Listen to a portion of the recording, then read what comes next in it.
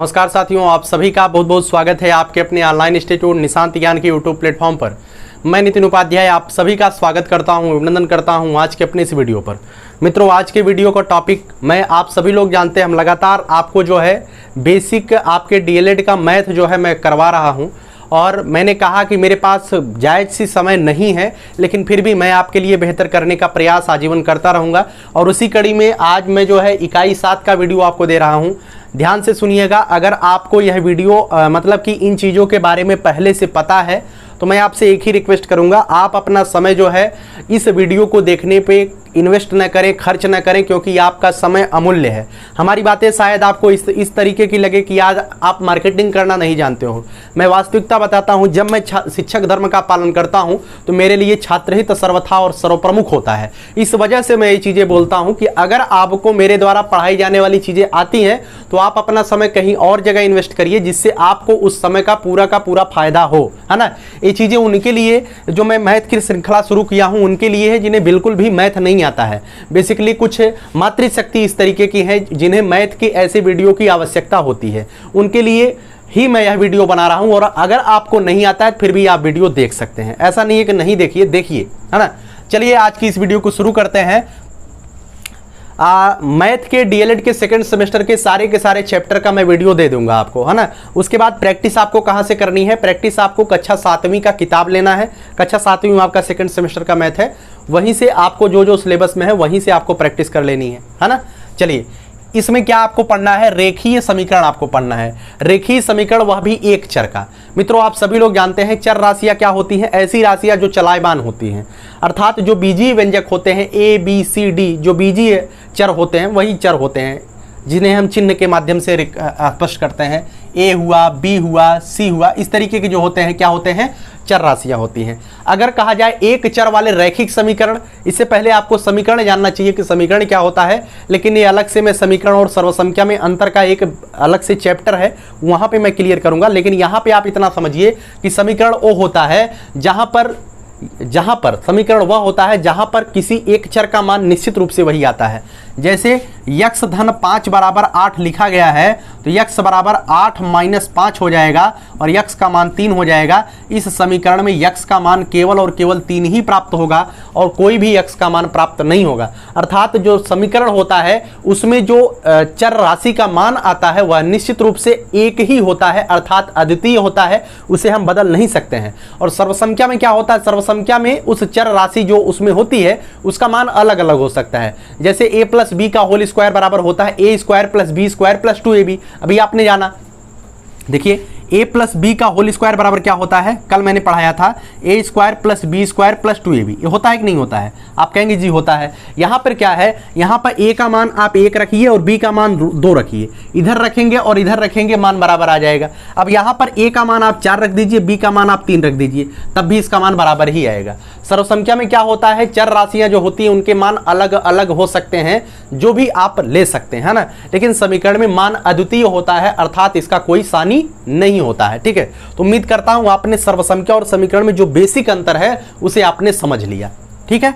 चलिए, यहां पे कुछ सवाल मैंने लिखे हैं, जो सवाल आपके लिए इंपॉर्टेंट हो सकते हैं, वही सवाल मैंने यहां पे दिए हैं। अभी काफ़ी सारे सवाल मैं आपके सामने डिस्कस करने वाला हूं।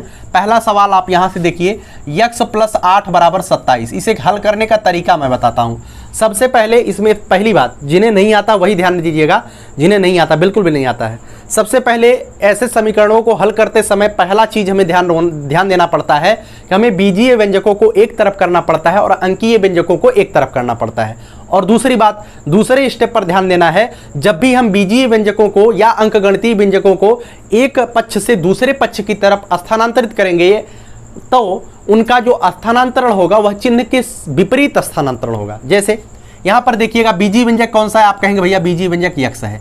यक्स को आप एक तरफ रख लीजिए, उसके बाद बराबर कर दीजिए। ये जो 8 है आपको इस तरफ लेकर के आना है, या 8 को कहाँ लेकर के आना है? इधर लेके आना है। इधर पहले से 27 है, 27 में कोई परिवर्तन नहीं होगा, इधर पहले से 27 है। अब 8 जो ट्रांसफर होगा इधर, तो 8 जो है अपने चिन्ह के साथ चिन्ह के विपरीत ट्रांसफर होगा। यहाँ पे प्लस 8 है और यहाँ पे जाएगा क्या हो जाएगा?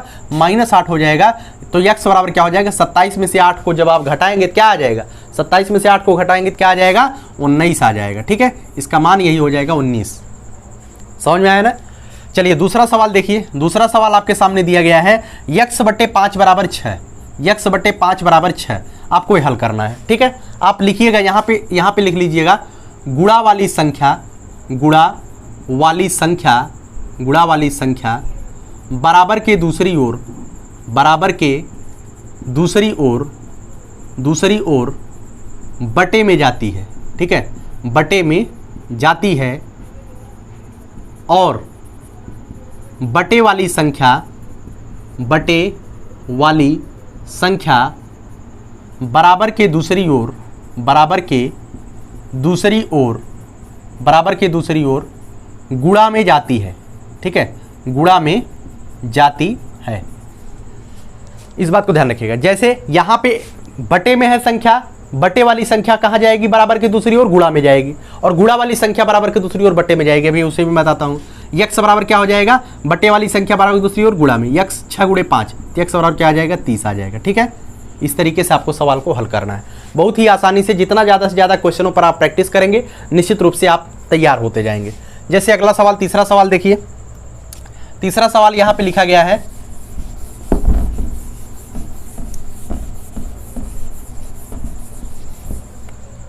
तीसरा सवाल देखिए, तीसरा सवाल है 6x ऋण 11। ठीक है, 6x ऋण 11 बराबर 8 धन 10। क्या लिखा गया है, 8 धन 10। ठीक है, आपको मैंने बताया कि बीजीय व्यंजक को एक तरफ, दूसरी तरफ अंकगणितीय व्यंजक, पहला टारगेट आपका होना चाहिए। 6x इधर ही रहने दीजिए, 11 को यहाँ पे लेकर आएंगे, क्या हो जाएगा, 8 धन 10 धन 11।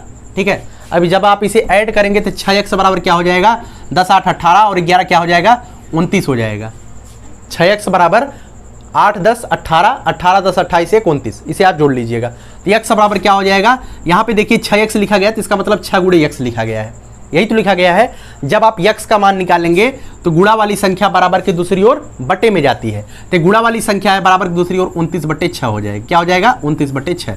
इसका उत्तर हो जाएगा 29 बटे 6। ठीक है, चलिए अगले सवाल पे आते हैं। अगला सवाल है x बटे 2, क्या है, अगला सवाल है x बटे 2, x बटे 2 -1 बराबर 2। इसे हल करना है। हल करिए। पहला टारगेट आपका क्या होना चाहिए, पहला टारगेट आपका होना चाहिए बीजीय व्यंजक एक तरफ, अंकगणितीय व्यंजक एक तरफ। x बटे 2, अब 2 को उधर मत लेके चले जाइएगा, x के साथ जो छुआ है, लगा छुआ है, उसे आप x के साथ ही रहने दीजिए। पहले अन्य चीजों को हल करिए। x बटे 2 बराबर क्या हो जाएगा, 2 धन 1। क्या हो जाएगा, 2 धन 1। तो x बटे 2 बराबर क्या हो जाएगा, x बटे 2 बराबर 2 1 3। 1 को इधर लेकर के आएंगे तो ऋण 1 धन 1 हो जाएगा, 2 1 3 हो जाएगा। तो बटे वाली संख्या बराबर की दूसरी ओर किस में जाएगी, गुणा में जाएगी। तो 2 इसके साथ गुणा में आ जाएगा, तो x बराबर हो जाएगा 3 गुणे 2। तो x बराबर क्या हो जाएगा, 6 हो जाएगा। ठीक है, चलिए उम्मीद करता हूँ समझ पाए होंगे इसे। अब देखिए ये सवाल देख लीजिए, पांचवा सवाल।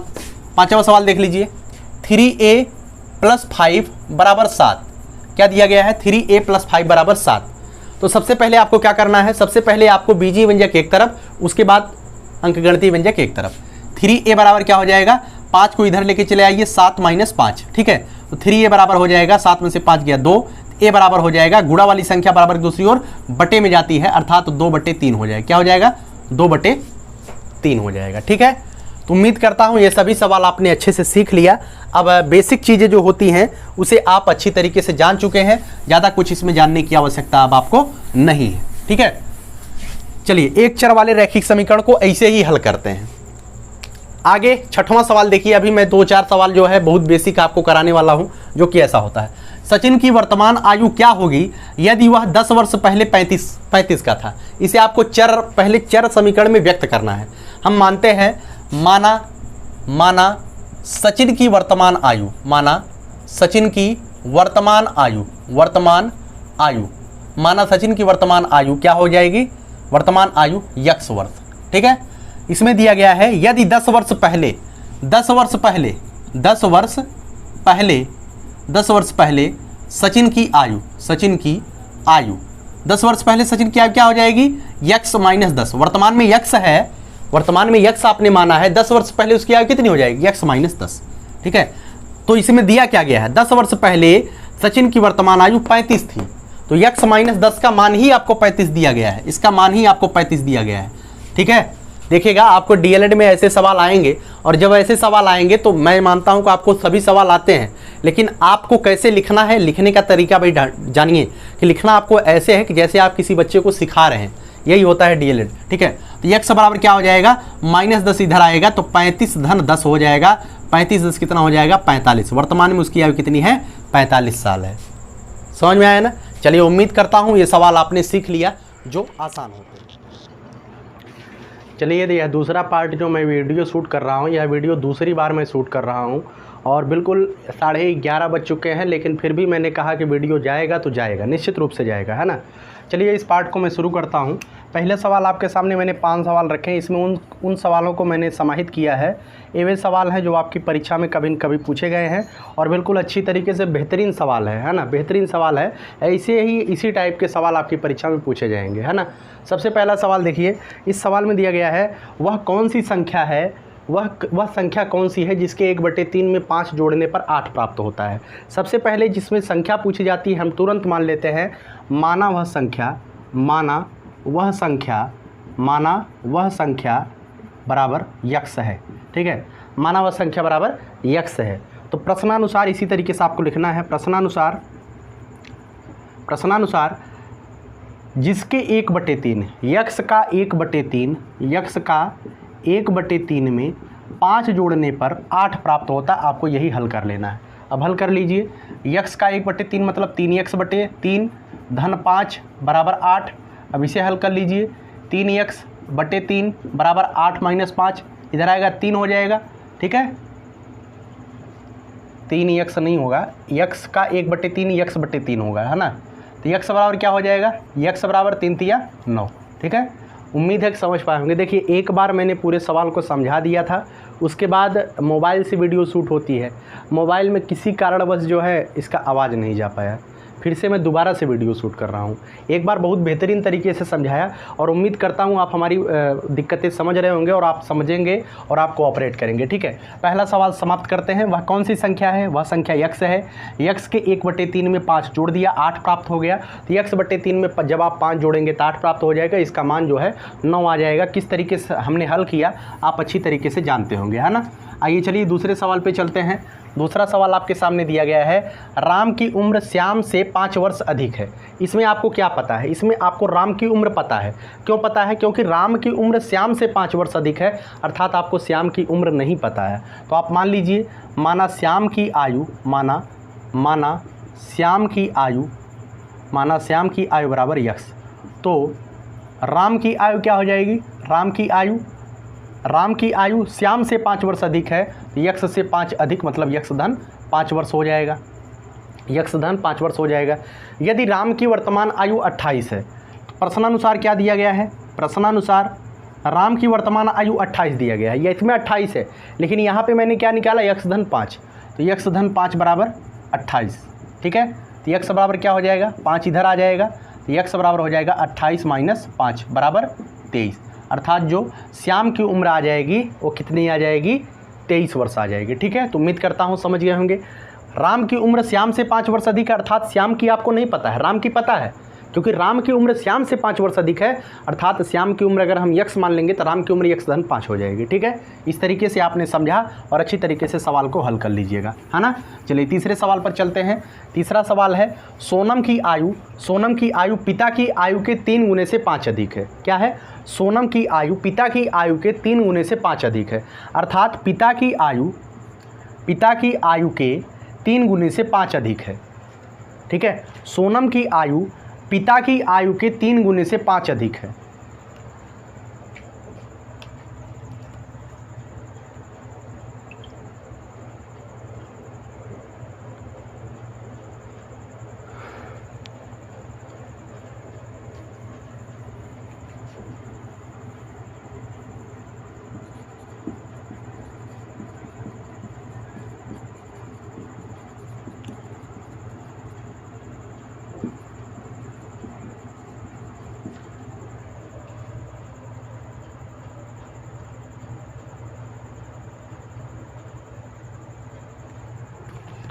इसमें लिखा गया है सोनम के पिता की आयु उसके आयु के 3 गुने से 5 अधिक है। अर्थात आपको क्या नहीं पता है, आपको अंतिम में लिखा ही दिया रहता है सोनम की आयु ज्ञात करनी है। डायरेक्ट आप लिख दीजिए सोनम की आयु, माना सोनम की आयु बराबर यक्स वर्ष। क्या है? यक्स वर्ष है। माना सोनम की आयु बराबर यक्स वर्ष है। सोनम की आयु पिता की आयु के 3 गुने से 5 अधिक है। सॉरी, सोनम के पिता की आयु उसके आयु के 3 गुने से 5 अधिक है। अगर आपने सोनम की आयु यक्स वर्ष मानी है, उसके पिता की आयु क्या हो जाएगी? उसके पिता की आयु क्या हो जाएगी? उसके आयु के 3 गुने, अर्थात यक्स के 3 गुने से 5 अधिक हो जाएगी। यक्स के 3 गुने से 5 अधिक हो जाएगी। यदि सोनम के पिता की वर्तमान आयु 44 है तो 3 यक्स धन 5 का वैल्यू ही 44 दिया गया है, तो 3 यक्स बराबर क्या हो जाएगा? 44 माइनस 5 हो जाएगा। 3 यक्स बराबर हो जाएगा 39, यक्स बराबर आ जाएगा 39/3 मतलब 13 इसका उत्तर आ जाएगा। क्या आ जाएगा? 13।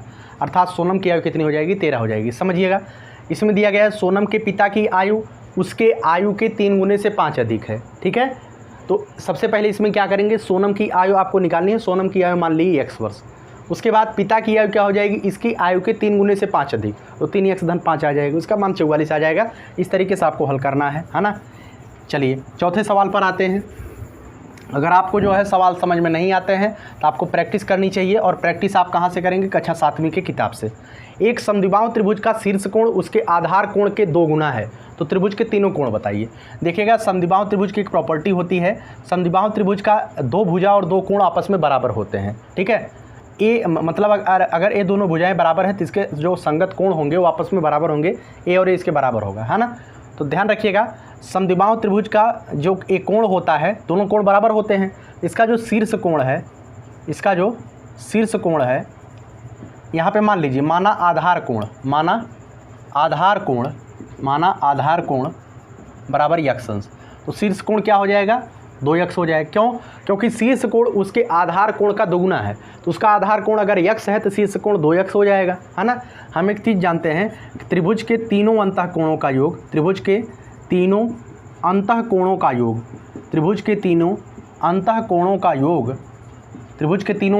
का योग 180 अंश होता है ना।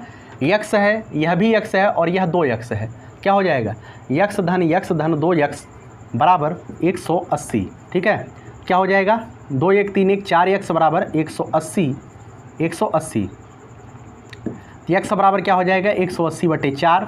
इसे आप हल करेंगे, क्या आ जाएगा? 45 आ जाएगा। ठीक है, आपके लिए मैं 5वां सवाल होमवर्क के लिए देता हूं। 5वां सवाल आप जरूर लगाइएगा। 5 पुस्तकों का मूल्य 7 पुस्तकों के मूल्य से 14 कम है तो एक पुस्तक का मूल्य आपको बताना है।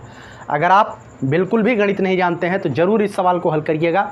अगर आप गणित बेहतरीन तरीके से जानते हैं तो आपको अपना समय बर्बाद करने की आवश्यकता नहीं है। ठीक है, आइए चलिए, इसी में मैं कोटि पूरक और संपूरक आपको बता देता हूँ, क्योंकि यहाँ से भी सवाल पूछे जाते हैं। ध्यान रखिएगा, कोटि पूरक क्या होता है?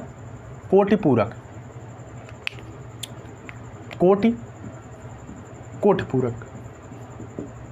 2 कोणों का योग, जब 2 कोणों का योग 90 अंश हो, जब 2 कोणों का योग 90 अंश हो तो आपस में क्या होते हैं? कोटि पूरक होते हैं। और संपूरक की बात की जाए मित्रों, संपूरक क्या होता है? 2 कोणों का योग 180 अंश हो तो क्या होते हैं? आपस में संपूरक होते हैं। ठीक है, संपूरक कैसे याद करेंगे? एक सीधी रेखा पर कितने अंश का कोण बनता है? 180 अंश का कोण बनता है। ठीक है, तो संपूर्ण मतलब संपूर्ण मतलब पूरा, और एक सीधी रेखा पर पूरा कोण कितने का बनता है? 180 का। तो आप बता ले जाएंगे कि संपूर्ण कोण, जब 2 कोणों का योग 180 अंश होता है वो आपस में संपूरक होते हैं, जब 2 कोणों का योग 90 अंश होता है वो आपस में कोटि पूरक होते हैं, है ना। इस बात को ध्यान रखिएगा। क्वेश्चन आपसे कैसे पूछा जाएगा? 50 का कोटि पूरक कोण क्या होगा? 50 का कोटि पूरक कोण क्या होगा? 50 का कोटि पूरक कोण क्या होगा? आप 50 में क्या जोड़े? 50 धन यक्स बराबर, कोटि पूरक का मतलब 90। कोटि पूरक में 2 कोणों का योग 90 होता है, तो यक्स बराबर क्या हो जाएगा? 90 माइनस 50, तो क्या हो जाएगा? 40। अर्थात 50 का जो कोटि पूरक आएगा क्या आएगा? 40 अंश आएगा। इस तरीके के सवाल आपसे पूछे जाते हैं। इसी तरीके के सवाल संपूरक में भी आपसे बना के दिया जा सकता है। ये वीडियो आप ज़रूर पूरा देखिएगा, निश्चित रूप से आप पूरा देखे हैं। मैंने बहुत कुछ पहले पार्ट में बताया, दूसरे पार्ट में बताया। 2 बार वीडियो किसी तरीके से आवाज़ न जाने की वजह से डिलीट हो गई। इस समय देखिए, इस समय पूरे इस समय पूरे 11 बज रहे हैं और 11 बज रहे हैं और मैं आपके लिए वीडियो शूट कर रहा हूँ। यह वीडियो आपके पास 2 बजे 2:30 बजे पहुँच सकता है। अगर आपको लगता है कि मैंने आपके लिए परिश्रम किया है तो आप वीडियो को लाइक करिएगा। चैनल पे पहली बार आते हैं, 40,000 सब्सक्राइबर कंप्लीट होने वाले हैं, तो बहुत जल्द आप लोग 40,000 सब्सक्राइबर कंप्लीट करवाइए, जिससे यह परिवार थोड़ा सा बड़ा दिखाई दे। और वीडियो पसंद आती है तो वीडियो को शेयर आप कर सकते हैं, है ना। और काफ़ी बच्चे जो है पर्यावरण के बारे में हमसे कहते हैं कि पर्यावरण के बारे में मित्रों हमें समय न मिलने की वजह से मैं पर्यावरण की वीडियो नहीं दे पा रहा हूँ। काफ़ी बच्चे मेरे दिमाग पे प्रेशर कर रहे थे कि भैया डीएलएड का सेकंड सेमेस्टर का मैथ आप पूरा पढ़ा दीजिए, फर्स्ट सेमेस्टर में जैसे आपने पढ़ाया था। तो निश्चित रूप से मैं केवल और केवल उसकी बेसिक चीज़ें बता रहा हूँ और इसी बेसिक चीज़ों के आधार पे आप निश्चित रूप से आप सवालों को प्रैक्टिस करेंगे तो आपको सवाल आएगा। और अगर आप हमसे जो है और भी कोई सब्जेक्ट पढ़ना चाहते हैं तो आप कमेंट बॉक्स में कमेंट कर सकते हैं। इंग्लिश का बहुत ज़्यादा रिकमेंड आया है, भाई इंग्लिश आप पढ़ाइए, तो इंग्लिश के बारे में भी मैं सोचूंगा। और जो आपको यूपी टेट की मैंने श्रृंखला पढ़ाया है वह भी मैं पूरा करूँगा, है ना। आपके यूपी टेट के एग्ज़ाम तक मैं पूरी तरीके से आपका जो है जो यूपी टेट का सिलेबस होता है, चाहे वो पर्यावरण हो, चाहे वो संस्कृत हो, चाहे वो हिंदी हो, हर एक चीज़ मैं पूरा करूँगा। लेकिन बस उसके लिए ज़रूरत है तो समय देने की ज़रूरत है, पेशेंस रखिए। अगर आप हमसे ही पढ़ना चाहते हैं तो निश्चित रूप से मैं अपना कार्य करूँगा। और आप कहीं अलग से भी पढ़ते हैं तो कोई ये नहीं है कि आप कहीं अलग से ना पढ़िए, क्योंकि आप छात्र हैं, आपको जहाँ से जो चीज़ें मिलती है वहाँ से वो लीजिए। आप कहीं से भी पढ़िए, लेकिन पढ़िए ज़रूर, परिश्रम करिए, मेहनत करिए। अगर हमारा कोई वीडियो अच्छा नहीं लगता मत पढ़िए, यूट्यूब पर ढेर सारे टीचर हैं, आप वहाँ से पढ़िए, है ना। जैसे कि मैं पूरी तरीके से हितकर बातें आपको बोलता हूँ। अगर आपको एक चर वाला रैखिक समीकरण आता है तो आप अपना समय, अमूल्य समय क्यों बर्बाद करेंगे। आप अपना अमूल्य समय कहीं दूसरी जगह पर दीजिए जिससे आपको भविष्य में लाभ हो। मेरे वीडियोज़ को देखने से अगर आपको लाभ होता है तो सही है, अगर लाभ आपको होता नहीं दिखाई देता है तो कोई आवश्यकता नहीं है वीडियो को देखने के लिए, है ना। चलिए इस वीडियो को समाप्त करते हैं। अंत में यही कहूँगा, बहुत ही ज़्यादा परिश्रम के साथ वीडियो को बनाया हूँ, लाइक कोई कर दीजिएगा, है ना। चलिए बहुत बहुत धन्यवाद।